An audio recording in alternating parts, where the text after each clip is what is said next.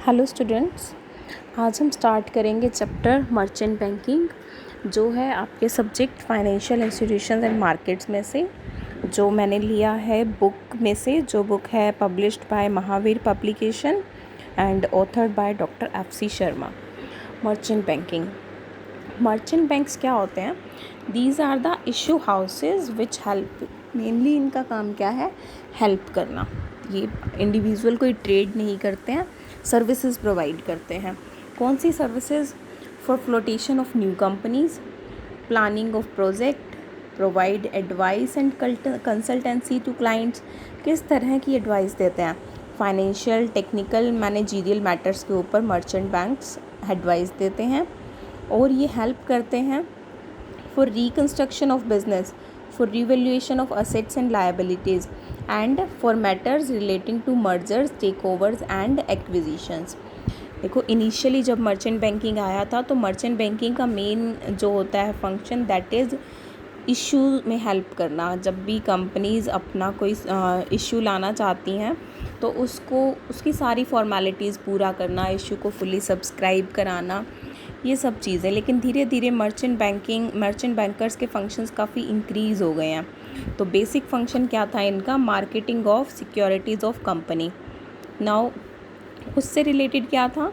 सारे share issue से related हर aspect को वे कवर करते हैं। Origination of share issue, underwriting, वो एक्सपर्ट्स होते हैं कि कौन सी सिक्योरिटीज़ इशू की जाए, कब इशू की जाए और किन टर्म्स पे इशू की जाए।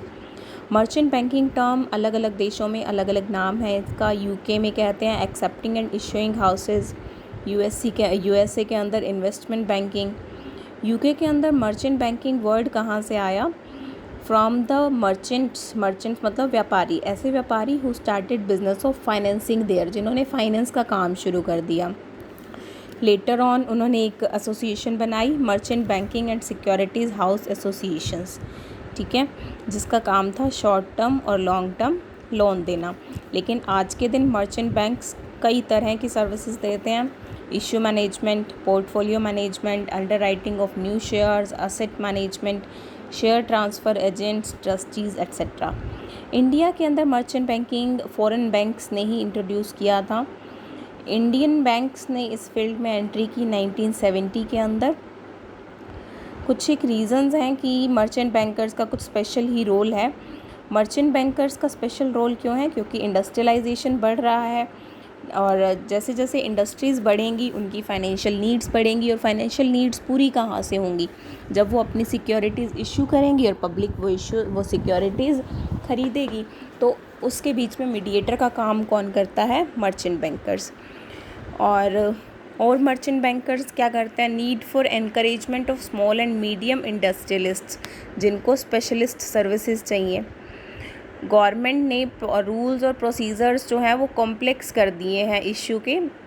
तो अब कंपनी ट्रेडिंग करे, प्रोडक्शन करे, सेल करे, क्या क्या करे, तो ये मर्चेंट बैंकिंग एक सर्विस वो ले लेते हैं कि बाहर से, कि ये कॉम्प्लेक्स चीज़ें वो ही हैंडल कर लेंगे। Need to develop backward areas and states which require different criterias. कुछ ऐसे स्टेट्स हैं जहाँ पर अभी भी इतनी फाइनेंशियल अवेयरनेस नहीं है, तो मर्चेंट बैंकिंग सर्विसेज की हेल्प से वो इस फील्ड के अंदर जा सकते हैं। इंडिया के अंदर मर्चेंट बैंकिंग जो है इंस्टीट्यूशंस या तो खुद करते हैं या अपने सब्सिडरीज़ के थ्रू करते हैं। जैसे financial institutions IDBI, IFCI, ICICI, ये मर्चेंट बैंकिंग में हैं। कॉमर्शियल बैंक्स भी हैं और प्राइवेट मर्चेंट्स भी हैं। ये तीन तरह के मर्चेंट बैंकर्स हैं इंडियन इंडस्ट्री के अंदर, इंडियन फाइनेंस इंडस्ट्री के अंदर। तो एनी पर्सन नहीं हो सकता है एक्चुअली। मर्चेंट बैंकिंग के लिए एक बॉडी कॉरपोरेट, एक आर्टिफिशियल बॉडी जो एज ए कंपनी रजिस्टर्ड हो, वो ही मर्चेंट बैंकर बन सकते हैं। कैसे बन सकते हैं? जब सेबी अथॉराइजेशन दे देगी तब मर्चेंट बैंकर बन सकते हैं। Compulsory appointment of merchant bankers. आजकल जब भी कंपनीज़ ने अपना इश्यू लेके आना होता है तो it is compulsory for them कि वो मर्चेंट बैंकर्स को अपॉइंट करें। और अब मर्चेंट बैंकर्स एक से ज़्यादा भी हो सकते हैं। अब अगर एक से ज़्यादा मर्चेंट बैंकर्स होंगे तो उनमें से एक को नाम देंगे लीड मैनेजर। जो मतलब मेन रिस्पॉन्सिबिलिटी होगी लीड मैनेजर की। ऑर्डिनरीली दो मर्चेंट बैंकर्स से ज़्यादा लीड मैनेजर्स नहीं होने चाहिए, ठीक है। 2 लीड मैनेजर्स हो सकते हैं, बट अगर 100 करोड़ से ज़्यादा का इश्यू है तो लीड मैनेजर्स 4 भी हो सकते हैं। जनरली 1 होगा, 2 भी अलाउड है लीड मैनेजर्स, लेकिन अगर इश्यू का साइज़ 100 करोड़ से ज़्यादा है तो ये लीड मैनेजर्स का नंबर 4 तक जा सकता है, 4 से ज़्यादा नहीं।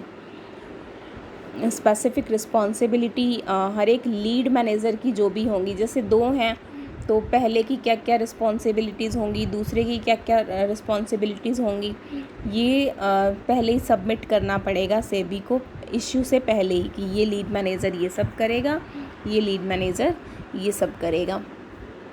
डेफिनीशन, कोई मर्चेंट बैंकर की यूनिवर्सल डेफिनेशन नहीं है, ये अपने फंक्शन से ही डिफ़ाइन होते हैं, लेकिन सेबी एक्ट 1992 में फिर भी कहा है एनी पर्सन, जो कि अब कहेंगे कि corporate body, any corporate body जो क्या करती है business of issue management either by making arrangement regarding selling, buying और सब्सक्राइबिंग टू द सिक्योरिटीज़, क्या करते हैं मेनली पहला ही चीज़ आ गया, इश्यू मैनेजमेंट का काम करते हैं, चाहे सेल करके, बाय करके या सिक्योरिटीज़ को सब्सक्राइब करके, as a manager, as a consultant, as an adviser, या फिर rendering corporate advisory service in relation to such issue management, वो होंगे मर्चेंट बैंकर्स। मर्चेंट बैंकर का रजिस्ट्रेशन ज़रूरी है, रजिस्ट्रेशन होगा सेबी के साथ में, एक फॉर्म अप्लाई करके उनको देना होगा, और सिर्फ वो बॉडी कॉरपोरेट जिनको सेबी समझेगा कि वो फिट हैं और उनका नेटवर्थ कम से कम 5 करोड़ का है तो वो अलाउ कर देंगे। पहले मर्चेंट बैंकर्स की कई कैटेगरीज़ होती थी, 5 सितंबर 1997 के बाद में एक ही कैटेगरी है मर्चेंट बैंकर्स की, जनरल मर्चेंट बैंकर्स। रजिस्ट्रेशन की फ़ी होती है, पहली बार फ़ी लगेगी 5 लाख रुपए, 3 साल तक ये फ़ीस ही एप्लीकेबल होगी। हर 3 साल के बाद में एक रिन्यूअल फ़ीस होगी जो होगी 2.5 लाख पर ईयर। देखो मैंने कोई अपडेट मैंने चेक नहीं किया है फ़िलहाल के रेट्स, ये बुक का मैं चेक करके बताती हूँ कि कब पब्लिश हुई है ये बुक, उसके हिसाब से ये सारी इन्फॉर्मेशन है। ये बेटा 2016-17 है, मुझे और नई बुक नहीं मिली है, तो 2016-17 में ये पब्लिश्ड है। तो आप ये चीज़ें एक बार दोबारा से चेक कर लेंगे सेबी की वेबसाइट पे, आजकल बड़ी हैंडी तरीके से आपको किसी भी वेबसाइट पे इन्फॉर्मेशन मिल जाती है, तो please check on your own. हर 3 साल के बाद में ये रिन्यूअल फ़ी भी सबमिट करनी पड़ती है। अगर कोई मर्चेंट बैंकर गाइडलाइंस को फॉलो नहीं करता है तो सेबी उसका रजिस्ट्रेशन कैंसिल कर सकता है या कुछ टाइम के लिए सस्पेंड कर सकता है। रजिस्ट्रेशन का क्राइटेरिया क्या है, सेबी क्या देखेगा रजिस्ट्रेशन देते हुए, अथॉराइजेशन देते हुए? प्रोफेशनल कॉम्पिटेंसी, प्रोफेशनल योग्यता, पिछला track record, experience, general reputation क्या है मार्केट में, और fairness in dealing of applicant कि कितने एक फेयर है वो। सेबी और क्या चेक करेगा? एडिकेसी ऑफ पर्सोनल, उन्होंने जिन लोगों को उनके एम्प्लॉयज़ की एडिकेसी है, required sufficient number of employees हैं या नहीं, इंफ्रास्ट्रक्चर कैसा है, तो ऑफिस स्पेस के अंदर इक्विपमेंट, क्वालिफाइड मैन पावर। तो एक मर्चेंट बैंकर को कम से कम 2 लोगों को अपॉइंट करना ज़रूरी है जिनको एक्सपीरियंस हो मर्चेंट बैंकिंग के बिज़नेस का। मर्चेंट बैंक्स के फंक्शंस, पहला है management, marketing and under writing of new issues, new issue से रिलेटेड मैनेज करना, उनको मार्केटिंग करना, ठीक है, उनका प्रमोशन करना, और अंडर राइटिंग मतलब अगर कम सब्सक्रिप्शन होता है तो उसको सब्सक्राइब कराना पूरा या खुद करना, तो इससे related activities. Obtaining approval of SEBI for issue, अब जब जो भी इनके क्लाइंट होंगे ना, अब वो क्लाइंट खुद नहीं जाएगा सेबी के पास में, वो खुद कोई पेपर नहीं बनाएगा, उसका सारा इश्यू रिलेटेड काम मर्चेंट बैंक करेगा। पहला काम सेबी से अप्रूवल लेना कि हम ये इश्यू करना चाहते हैं, फिर उसके लिए अंडर राइटर्स अरेंज करना, ये खुद भी अंडर राइटर्स हो सकते हैं और दूसरे अंडर राइटर्स को भी अपॉइंट कर सकते हैं ये इश्यू के लिए। ड्राफ्टिंग एंड फाइनलाइजिंग प्रोस्पेक्टस, अब कई तरह के मेथड्स में प्रोस्पेक्टस की ज़रूरत होती है, प्रोस्पेक्टस या रेड हेरिंग प्रोस्पेक्टस वो मर्चेंट बैंकर ही उसको ड्राफ्ट करेंगे, बनाएंगे, और उसको रजिस्ट्रार ऑफ कंपनीज से परमिशन दिलाएंगे, क्लियरेंस सर्टिफिकेट दिलाएंगे। दूसरे डॉक्यूमेंट्स जैसे कि एप्लीकेशन फॉर्म, न्यूज़पेपर के अंदर अनाउंसमेंट जो करनी है वो, और filing up the application form to be submitted to stock exchange. आजकल इशू के बाद में हर एक सिक्योरिटी स्टॉक एक्सचेंज पे लिस्ट हो जाती है, लिस्टिंग हो जाती है उसकी, तो उसकी भी एप्लीकेशन तैयार करना जो स्टॉक एक्सचेंज को जाएगी। 5वां selecting the registrar to issue. एक रजिस्ट्रार टू इशू होगा जो इशू से रिलेटेड सारी डिटेल्स रखेगा, ठीक है। अपॉइंटिंग प्रिंटिंग प्रेस, जो क्या क्या करेगी, प्रोस्पेक्टस छापेगी, एप्लीकेशन फॉर्म छापेगी, ठीक है। और मर्चेंट बैंकर सेलेक्ट करेगा रजिस्ट्रार ऑफ इशू कौन होगा। एडवर्टाइजिंग एजेंसी कौन होगी जो हमारे इशू की पब्लिसिटी करेगी। ब्रोकर और बैंकर कौन से होंगे, ब्रोकर्स के थ्रू और बैंकर्स के थ्रू जनरल पब्लिक अप्लाई करेगी इशू के लिए, तो वो भी सिलेक्ट करेगा merchant banker. 6th coordinating the activities. अब सबका कोऑर्डिनेशन लिखना, प्रोस्पेक्टस छपवाना है, एप्लीकेशन फॉर्म्स छपवाने हैं, पब्लिसिटी करनी है। पब्लिसिटी कब करनी है, जब एप्लीकेशन फॉर्म्स अवेलेबल हो जाएं। Receipt of application processing, receipt of applications processing and deciding about basis of allotment, कि कैसे अलॉटमेंट करेंगे ये डिसाइड करना। Finalising the terms of issue of debentures and detail about security to be offered to debenture holders. अगर debentures issue कर रहे हैं तो उसके लिए टर्म्स डिसाइड करना, और साथ में कौन सी सिक्योरिटीज़ एज ए मॉर्गेज दी जाएंगी ये डिसाइड करना। ये तो हुआ मर्चेंट बैंकर्स का फंक्शन, कौन सा, management, marketing and underwriting of new issue के लिए। सेकंड फंक्शन देखते हैं मर्चेंट बैंकर्स का क्या है। Preliminary work about flotation. Preliminary work कौन सा होगा, प्रेलिमिनरी वर्क जैसे कि preparation of technical, economic and financial reports, initial project reports, pre investment survey, market study. Like आप किसी पर्सन ने नया काम शुरू करना हो ना, तो उससे रिलेटेड प्रेलिमिनरी वर्क की क्या टेक्निकलिटीज़ चाहिए, कितना फाइनेंस चाहिए, क्या इकोनॉमिक रिसोर्सेज अवेलेबल हो सकते हैं, इन प्री इन्वेस्टमेंट सर्वे करना, और मार्केट स्टडी करना कि प्रोजेक्ट की कॉस्ट कितनी आ जाएगी, फाइनेंसिंग कहाँ से मिलेगी, गवर्नमेंट कंसेंट मिल जाएगा या नहीं मिल जाएगा। तो ये नई इंडस्ट्री लगाते हुए है। अबाउट कैपिटल स्ट्रक्चर, कि कितना इक्विटीज़ इशू करें, कितना डिबेंचर्स इशू करें, कितना प्रेफरेंस शेयर्स या कितना लोन्स इशू करें। ये तो मेन हो गए आपके बिज़नेस शुरुआत के टाइम पे जो फंक्शंस होंगे। अदर फंक्शंस भी हैं कुछ एक इनके। अदर फंक्शंस में क्या क्या आएगा, प्रोक्यूरमेंट ऑफ लोन्स। अगर लोन की ज़रूरत है तो वो लोन कहाँ से लें, और उस लोन के लिए एप्लीकेशन भी वो खुद देंगे। अब preparation of loan application, help company in raising public deposit के थ्रू लेना है तो उसमें भी हेल्प करेंगे। 5वां function arranging foreign collaboration, assistance देते हैं कि अगर उन्हें फ़ॉरेन एक्सचेंज रिसोर्सेज चाहिए तो वो कैसे मिलेंगे। जैसे मशीनरी मंगवानी है, टेक्निकल असिस्टेंस चाहिए, कोई फ़ॉरेन कोलैबोरेशन चाहिए, तो मर्चेंट बैंकर्स जो है लाइजनिंग करके रखते हैं पहले से ही एनआरआईज से, ताकि इन्वेस्टमेंट की ज़रूरत हो तो वो जल्दी से हो सके। टैक्स काउंसलिंग भी देते हैं और टैक्स रिटर्न्स भी फाइल कर देते हैं अपने क्लाइंट्स के लिए। 6th फंक्शन है about operations in foreign countries. Foreign country में अगर कोई कंपनी अपना बिज़नेस एक्सपेंड करना चाहती है, एक नया प्रोजेक्ट लगाना चाहती है, तो उसके रिगार्डिंग हेल्प कर देगा। मतलब हर तरह की हेल्प, जैसे वहाँ जाके कहाँ से आपको फाइनेंस मिलेगा, आपके प्रोडक्ट कहाँ बिकेंगे, कहाँ से एम्प्लॉयज़ आएंगे, क्या टेक्निकल रिक्वायरमेंट्स होंगी, इन सब के बारे में। About amalgamation and merger advice मिल जाएगी। रिक्रूटमेंट, मैनेजीरियल और टेक्निकल स्टाफ की अपॉइंटमेंट के लिए हेल्प ले सकते हैं। मैनेजमेंट ऑफ ट्रस्ट्स, इन्वेस्टमेंट और चैरिटेबल ट्रस्ट की भी मैनेजमेंट करते हैं। मैनेजमेंट कंसल्टेंसी, किस तरह की management, financial management, marketing management, human resource management, development, इन सब के बारे में एडवाइसेस देते हैं। पोर्टफोलियो मैनेजमेंट, जो बड़े बड़े फंड्स होते हैं वो इंस्टीट्यूशनल क्लाइंट्स की बात करें ना, तो जो बड़े बड़े इन्वेस्टमेंट्स फ़ंड होते हैं उनको एडवाइस देना कि किन सिक्योरिटीज़ में इन्वेस्ट करना अच्छा रहेगा, कि उनके पोर्टफोलियो में क्या होना चाहिए, कौन सी सिक्योरिटीज़ खरीदी जानी चाहिए, कौन सी बेची जानी चाहिए। फिर है role of merchant bankers and issue management. हमने पहले ही देखा कि इश्यू मैनेजमेंट के अंदर बहुत बड़ा रोल है मर्चेंट बैंकर्स का, क्योंकि ये कंपलसरी कर दिया है कि जब भी कोई इश्यू होगा मर्चेंट बैंकर ज़रूर आएगा बीच में। तो दो तरह के फंक्शंस हैं इनके, प्री इश्यू और पोस्ट इश्यू।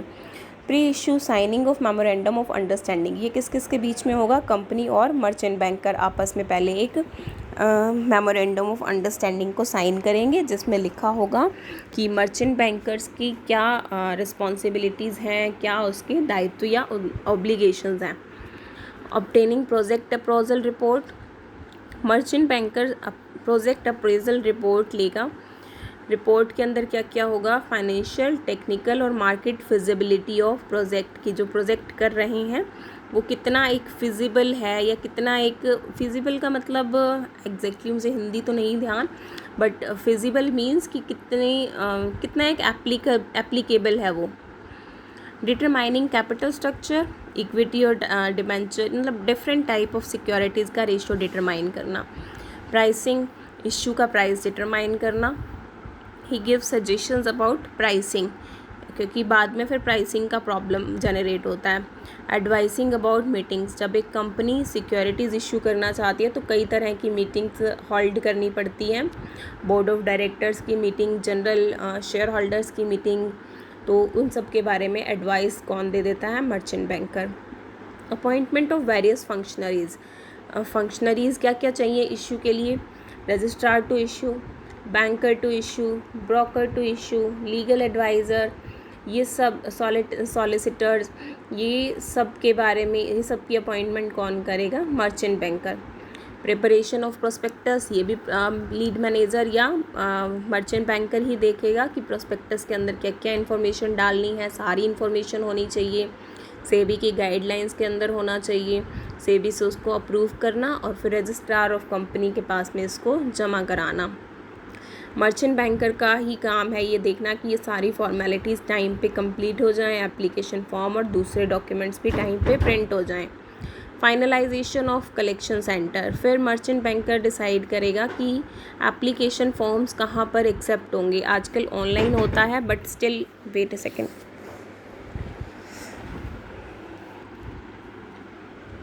ये ऑनलाइन होता है लेकिन फिर भी ऑनलाइन मेथड में भी डिसाइड किया जाता है कि कौन से बैंक्स जो हैं उनके थ्रू एस्क्रो अकाउंट खोल के ऑनलाइन एप्लीकेशंस एक्सेप्ट की जाएंगी।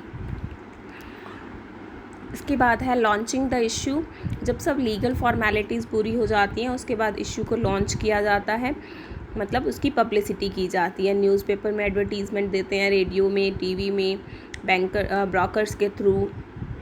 तो इसके अंदर लीड मैनेजर का बहुत बड़ा रोल होता है। Dispatch of application form, copies of prospectus और स्टेशनरी, किसको भेजनी है ये सारी चीज़ें?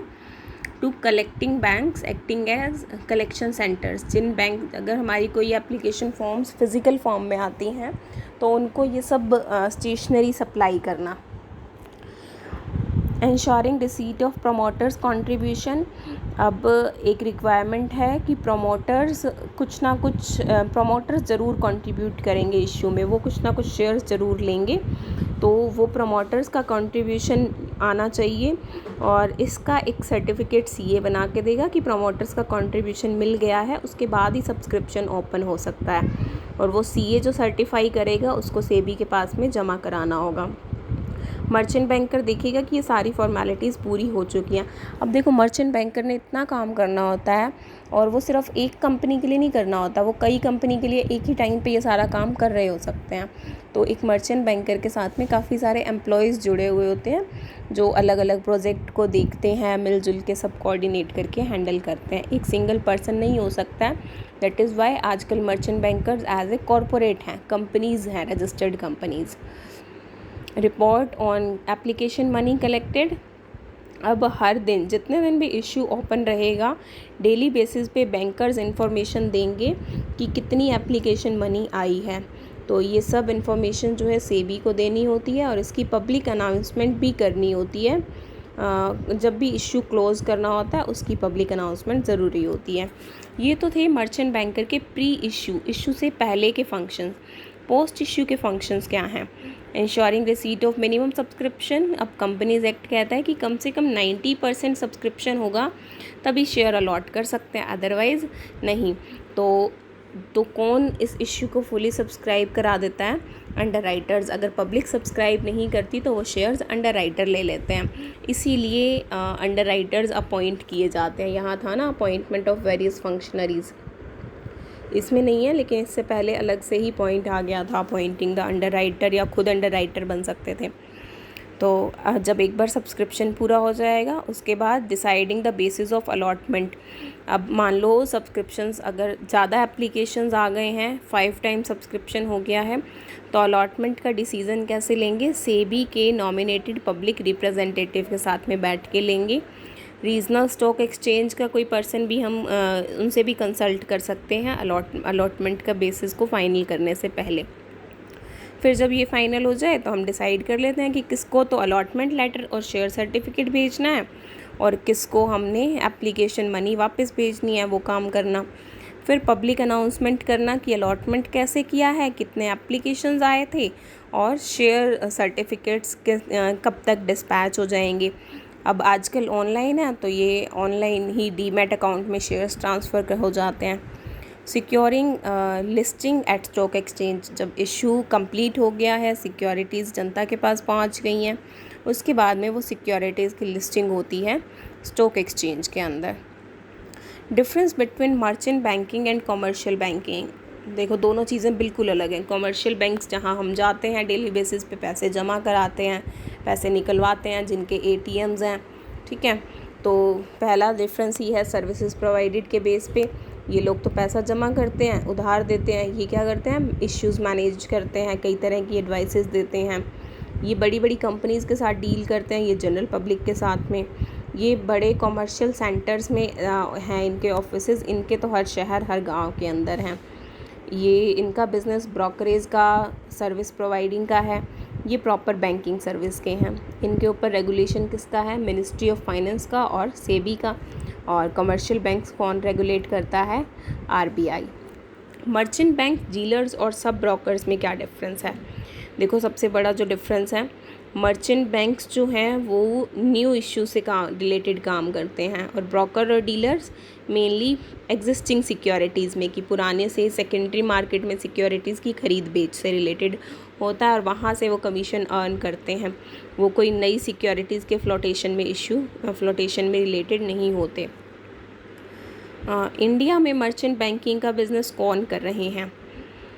कुछ नेशनलाइज्ड बैंक हैं, अपनी सब्सिडरीज़ के थ्रू काम कर रहे हैं। जैसे कि सबसे पहले SBI अपनी subsidiary SBI capital markets limited, इसके थ्रू उन्होंने मर्चेंट बैंकिंग बिज़नेस में कदम रखा। फिर Canara bank financial services limited, bank of Baroda financial services limited, ये सब बैंक्स में और इंस्टीट्यूशंस में इंडस्ट्रियल फाइनेंस कॉरपोरेशन ने मर्ज किया पंजाब नेशनल बैंक के साथ में, ठीक है, इस सर्विस के लिए। और industrial development bank of India भी इस फील्ड में है। प्राइवेट सेक्टर के भी कुछ मर्चेंट बैंकर्स हैं, जैसे कि DSP financial consultants, credit capital finance corporation और JM फाइनेंशियल सर्विसेज लिमिटेड, और भी बहुत सारे हैं। 2016-17 की ये बुक है, तो उस हिसाब से करीबन 160 इंस्टीट्यूशंस मर्चेंट बैंकिंग के बिज़नेस में काम कर रहे हैं एट दैट डेट। आज के दिन आप डेटा चेक कर सकते हैं।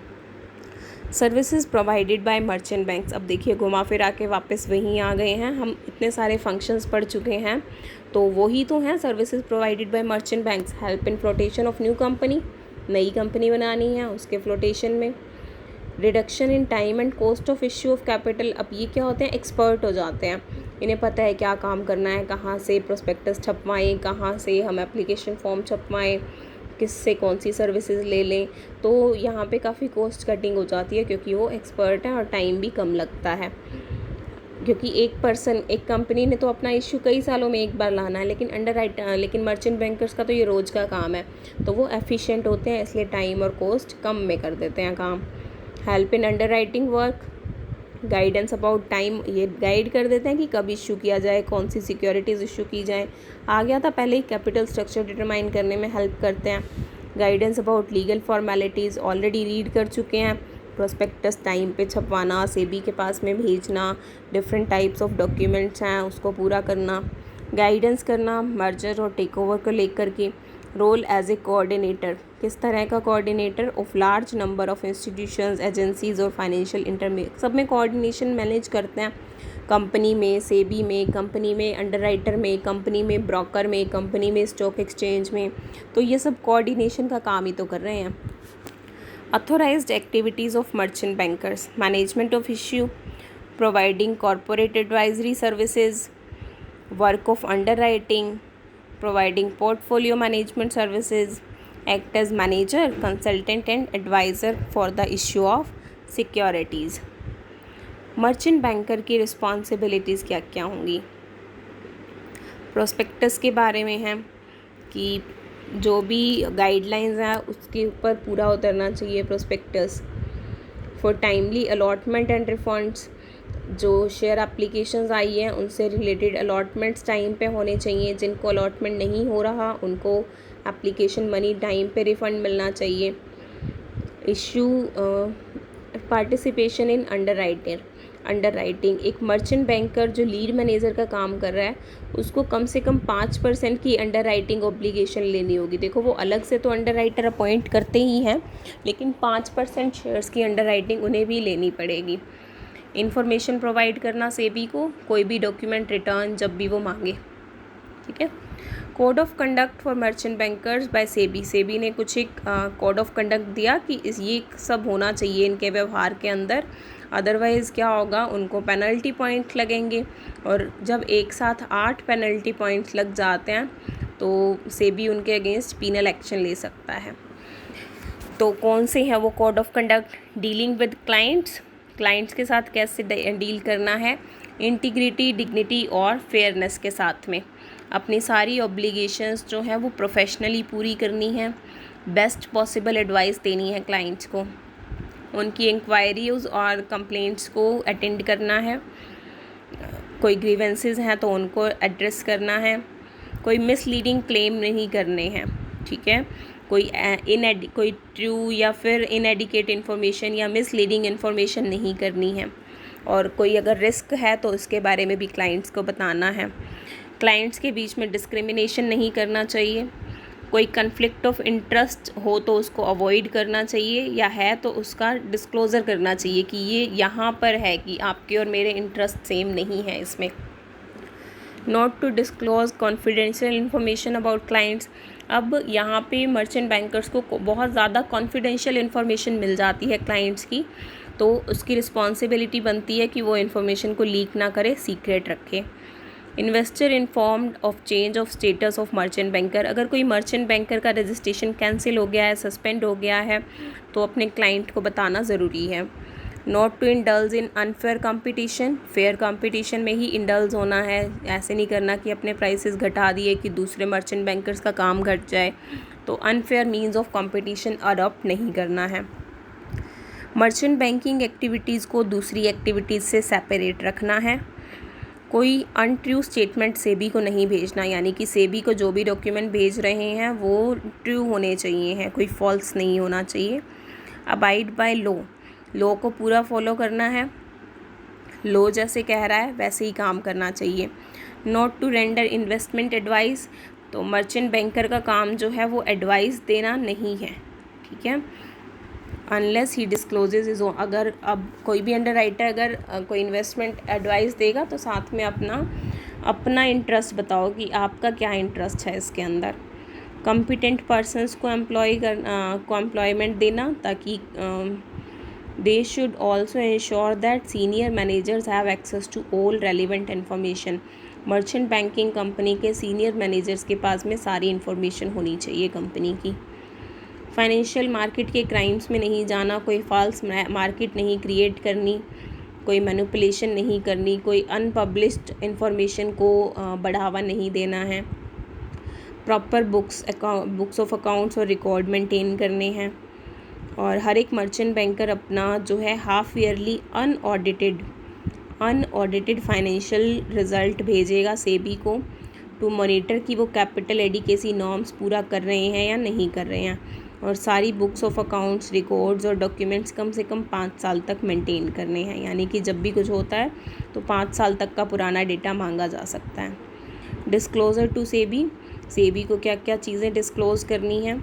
Responsibilities with regard to management of issue, name of body corporates जिनके इश्यूज़ इन्होंने मैनेज किए हैं, पर्टिकुलर्स ऑफ कैपिटल एडिकेसी, ये अपनी कैपिटल कैसे मेंटेन करते हैं, to his activities and manager, underwriter, consultant या एडवाइज़र एज द केस में B.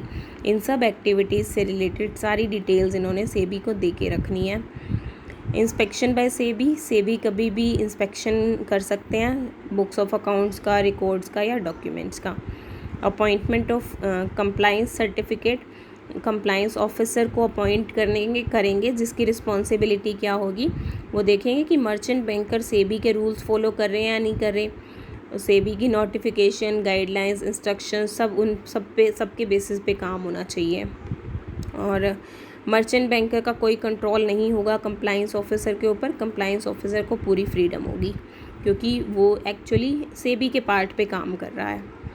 Scope and recent developments, फ़िलहाल की बात करें तो मर्चेंट बैंकिंग के बिज़नेस में बहुत ज़्यादा ग्रोथ हुई है क्योंकि बिजनेसेस ग्रो हुए हैं, फॉरेन इंस्टीट्यूशनल इन्वेस्टर्स आ रहे हैं और जिसकी वजह से एक्सपर्ट सर्विसेज की ज़रूरत पड़ती है, जॉइंट वेंचर्स इंक्रीज़ हो रहे हैं, डेट मार्केट बढ़ रही है और नए फाइनेंशियल इंस्ट्रूमेंट्स आ रहे हैं जैसे कि cumulative convertible preference shares, deep discount bonds, triple option bond, floating rate bonds. तो इन सब की वजह से अब हर चीज़ जो आ रही है उसकी रिक्वायरमेंट्स भी अलग अलग हैं, हर किसी के अलग अलग रूल हैं, इसीलिए underwriting business, merchant banking business grow कर रहा है क्योंकि कंपटीशन बहुत ज़्यादा आ रहा है। उसको सर्वाइव करने के लिए कंपनीज़ अपने आप को मेन एक्टिविटीज़ में बिज़ी रखती हैं और ये सारे काम मर्चेंट बैंकर्स को दे देती हैं। और merger, acquisition, disinvestment, financial restructuring भी चल रहा है जिसकी हेल्प कर देता है मर्चेंट बैंकिंग बिज़नेस। और क्या डेवलपमेंट्स हुए हैं, इंस्टीट्यूशंस इन्वॉल्व हो रहे हैं मर्चेंट बैंकिंग बिज़नेस में like ITB, ICICI, IFCI। Entry of private sector आ गया है इस बिज़नेस के अंदर। स्टॉक ब्रोकर्स, अंडरराइटर्स की एसोसिएशंस बन गई हैं, ठीक है। अलग अलग स्टॉक ब्रोकर और अंडरराइटर की अपॉइंटमेंट नहीं करने की ज़रूरत नहीं है, इस एसोसिएशन को ही अपॉइंट किया जा सकता है। सेबी की guidelines time to time change हो रही हैं और क्राइसिल एस्टेब्लिश हुआ है। क्राइसिल क्या है, credit rating information services of India limited, ये 1987 में एस्टेब्लिश हुआ था। ये कई सारे फाइनेंशियल इंस्ट्रूमेंट से रिलेटेड सर्विसेज देता है, लाइक उनको रैंकिंग देता है, रेटिंग देता है ABC, जिसके बेसिस पे मर्चेंट बैंकर्स को, इन्वेस्टर्स को, अंडरराइटर्स को सलाह देने में हेल्प हो जाती है कि इसी के बेसिस पे वो एडवाइस देते हैं कंपनीज़ को। Government policy on merchant banking services, authorised क्या क्या है मर्चेंट बैंक, इसमें क्या है कि as per the guidelines of government and SEBI merchant banking क्या क्या सर्विसेज देंगे। पहला है इश्यू मैनेजमेंट सर्विसेज, हम डिटेल में पढ़ चुके हैं।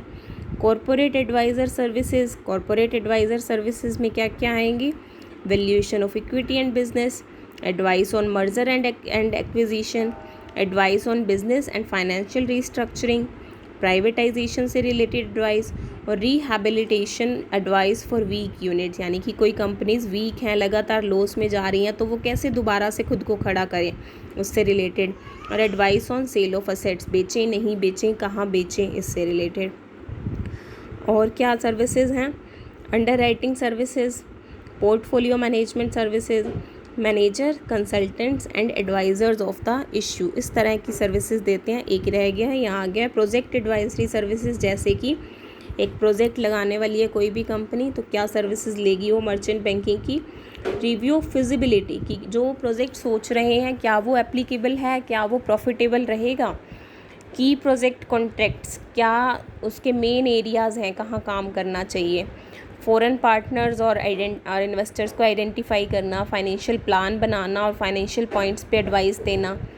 रिस्क एनालिसिस करना और वो रिस्क को कम कैसे कर सकते हैं वो देखना, इंफ्रास्ट्रक्चर प्रोजेक्ट्स का इवैल्यूएशन, पूरे प्रोजेक्ट का अप्रेजल, प्रॉफिटेबल होगा नहीं होगा, कैसे करें तो प्रॉफिटेबल होगा, कोऑर्डिनेशन बिठाना किसके साथ में, फाइनेंशियल इंटरमीडियरीज़ के साथ में, लोन सिंडिकेशन, लोन अवेलेबिलिटी और syndication of structured debt information, debt instruments, इन सब का कोऑर्डिनेशन एस्टेब्लिश करना, ये सब सर्विसेज प्रोवाइड करते हैं merchant banking institutions as per the guidelines of government and SEBI.